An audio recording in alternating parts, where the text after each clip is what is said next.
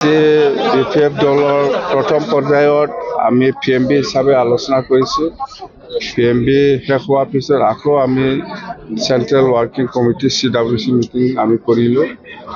ইয়াত আমাৰ বিশেষ কৰি বেলেগ নহয়, বহুত দিনৰ পিছত যেহেতু আমি এই CWC বা PMB মিটিংটো আমি কৰিব পাৰিছোঁ।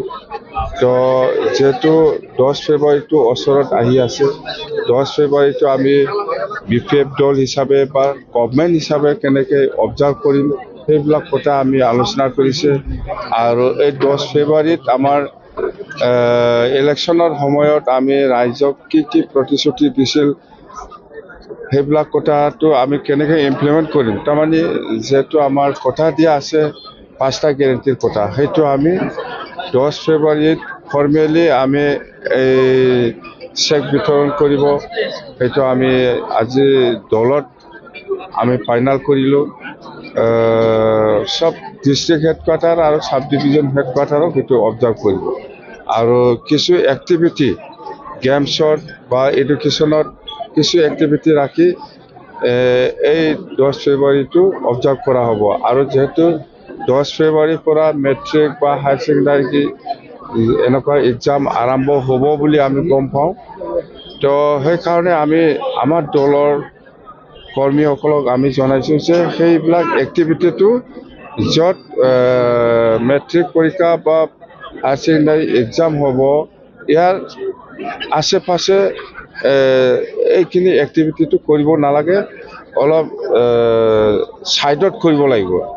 ছাইডত মানে স্কুল কলেজৰ ওচৰত সেইটো কৰিব নালাগে, যাতে ছাত্ৰ ছাত্ৰীসকলে একো ডিষ্টাৰ্ব নাপায়, এনেকুৱা দূৰত বনাবৰ কাৰণে আমি নিৰ্দেশ দিয়া হৈছে। তো 10 ফেব্ৰুৱাৰীত আৰু আমি 18 জানুৱাৰীত যিটো বাগৰুম্বা ডেন্স কৰা আমাৰ ডেন্সাৰসকলক আমি এটা মানে ভাল এটা মানে কি বুলি কয় প্ৰেজেণ্টেশ্যন আমি দিব বিচাৰিছোঁ। কিন্তু কিছুমানে এক্সামৰ কাৰণে আহিব নোৱাৰিব, যিসকলে এক্সাম নাই ইহঁতৰ কাৰণে আমি এটা ফেলিচিটেশ্যন প্ৰগ্ৰাম লৈছে এনেকুৱা।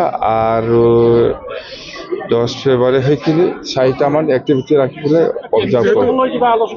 এনেকুৱা কেণ্ডিডেট লৈ পেলাই আলোচনা হোৱা নাই। আৰু আমাৰ অসমৰ মুখ্যমন্ত্ৰী ডক্টৰ হিমন্ত বিশ্ব শৰ্মা ডাঙৰীয়াক আমি দলৰ হৈ পেলাই আজি ধন্যবাদ যাচিছোঁ যে BTC অঞ্চলৰ যিটো এছাৰৰ যিটো সমস্যা হৈ আছে সেই বিষয়টো লৈ পেলাই BTC অঞ্চলত এই এক্টিভিটিটো নকৰিব বুলি যিটো সিদ্ধান্ত দিছে, ইয়াৰ কাৰণে আমি দলৰ হৈ পেলাই ধন্যবাদ দিছোঁ। মানে BTCত এছাৰত নাম কটা নাযাব, খাটা নাযাব, যাব এইটো বিষয় লৈ অহা নাই, এইটো কথা নহয়। এই এক্টিভিটিটোই নকৰিব, ইয়াৰ খাটা নাখাটা ইয়াৰ প্ৰশ্ন অহা নাই। এই এক্টিভিটিটো নহ'ব BTC অঞ্চল বাছ। মুখ্যমন্ত্ৰী গ্ৰীণ চিগনেল দিছে, এখন সিগনেল দিছে না নাই আপোনাৰ উপমৈত্য কম। কিন্তু প্ৰমোদ বৰাই এটা কথা কৈছে, ইয়াৰ দায়িত্বত আপুনি নাই, এছাৰৰ দায়িত্বত আপুনি নাই, আপোনাৰ কোনো শক্তি নাই ইয়াত। প্ৰমোদ বৰাই কৈছে, প্ৰমোদ বৰাই কৈছে তাতে হিন্দী লেকচাৰ দিয়াটো শুনা নাই আপুনি? দিল্লীত যাই পেলাই প্ৰমোদ বড়ো এইবিলাক সোধক, বেলেগ এইবিলাক সুধি লাভ নাই। মই প্ৰমোদ বড়ো কোন হয় মই কৈ লৈছে নেকি? এছাৰৰ মই নিজে ডাইৰেক্টৰ বুলি মই কৈছে হা? মই পাঁচখন জিলাৰ ডিচিসকলক ইলেকশ্যন কমিশ্যন বা গভৰ্ণমেণ্ট অফ আছাম বা যিসকলে দায়িত্বত আছে এইসকলক মাতি পেলাই মই কথা পাতিছোঁ। ইহঁতে আমাৰ BTC 2003 চনত 10 ফেব্ৰুৱাৰী যিটো স্পিৰিট সেইটো আমাক সন্মান দিছে। এই হিচাপত এছাৰৰ কোনো BTC অঞ্চলত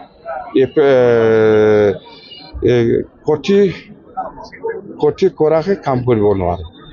আসনৰ ভাগ বতৰাৰ ক্ষেত্ৰত কি ধৰণে আলোচনা এইবিলাক বিষয় লৈ আলোচনা হোৱা নাই, যিহেতু মই একো আজি নকম। নিখিলে বেলেগ কিবা সোধক না। শক্তিশালী বৈঠক আজি চলি আছে, ইহঁতৰ দলে অৱস্থা নাই, ইহঁতৰ বৈঠক শক্তিশালী হয় নেকি? দলৰ অৱস্থাই নাই, ইহঁতৰ বৈঠকটো কিবা শক্তিশালী হয়। আপোনাৰ পৰিয়াল কেন্দ্ৰিক ৰাজনীতি চলিব বুলি কৈছে কি পৰিয়াল? মোৰ কি পৰিয়াল? পৰিয়ালকেন্দ্ৰিক ৰাজনীতি আপোনাৰ পত্নীক হয়তো দিয়াৰ এটা কিবা এইবিলাক প্ৰমোদ বড়ো নাকি মই নিজৰ মাইকীকে এস্কৰ্ট দি পেলাই অফিচিয়েল গাড়ী দি পেলাই পঠোৱা মই এনেকুৱা নহয়, মোৰ মাইকীটো এনেকুৱা নহয়। আপুনি ক'লে ইউপিপিএলৰ কোনো অস্তিত্ব নাই বুলি ক'লে, কিন্তু বিপিএফত দুৱাৰ খোলা আছে নে প্ৰমোদ বড়োৰ কাৰণে আপোনালোকৰ এতিয়া? কিহৰ দৰ্জা? আমাৰ তাত দৰ্জা নাই, চব বন্ধ। মানে আহিলেও নোসোমাব নোৱাৰে। নোৱাৰে। আমাৰ শক্তি চাব বিচাৰিছে আৰু আমাৰ শক্তি আৰু চাব বিচাৰিছে আপুনি। এইবাৰ ৰণনীতি কি হ'ব ছাৰ? কি ৰণনীতি?